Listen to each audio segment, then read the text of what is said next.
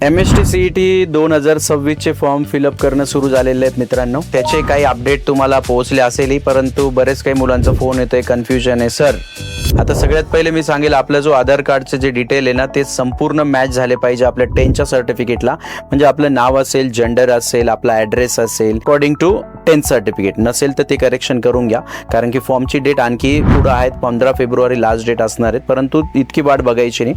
आणि सर्वात महत्त्वाचं, मुलांचं आहे ना, अपर ID विषयी थोडंसं कन्फ्युजन आहे. तरी सर्व विद्यार्थ्यांना सांगू इच्छितो, तुम्ही जो पण नंबर दिला असेल कॉलेजमध्ये, कारण की प्रत्येक कॉलेजच्या टीचरने अपर ID जनरेट केलेला आहे, तर तो ऑलरेडी अपर ID तुमच्या मोबाईल नंबरवरती आलेला आहेतच. परंतु तरी तुम्हाला कन्फ्युजन असेल, तरी तुम्ही कॉलेजमध्ये जाऊन तुम्ही अपर ID कलेक्ट करू शकतात.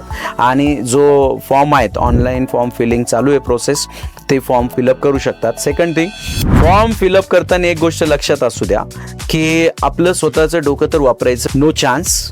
परंतु जर तुम्हाला काही डिफिकल्टी येत असेल, तर आपल्या जवळच्या काउन्सिलिंग सेंटरला जायचं आहे आणि फॉर्म फिलअप करून घ्यायचं आहे. किंवा ज्यांना एक्सपिरियन्स आहेत अशा व्यक्तींकडनं तो फॉर्म फिलअप करून घ्यायचा आहे. कारण फॉर्म फिलअप केल्यानंतर मग बाकीच्या पुढच्या गोष्टी ज्या असणार आहेत, त्या तुम्हाला समजण्यासाठी परत काउन्सिलरकडे जावंच लागणार आहे. त्यामुळं either you go for counsellor, किंवा एखादा नेट कॅफेवाले जे ज्यांना एक्सपिरियन्स आहे त्यांच्याकडे तुम्ही जाऊन फॉर्म फिलअप करू शकतात. मग बाकी पुढच्या गोष्टी तुम्हाला अपडेट भेटतच राहतील या व्हिडिओ मार्फत. चला, तोपर्यंत आपण थांबूया. आणि पुढचे अपडेट जर पाहिजे असेल तर या चॅनलला सबस्क्राईब करायला आणि लाईक करायला आणि शेअर करायला विसरू नका. चलो, थँक्यू, टाटा, बाय बाय.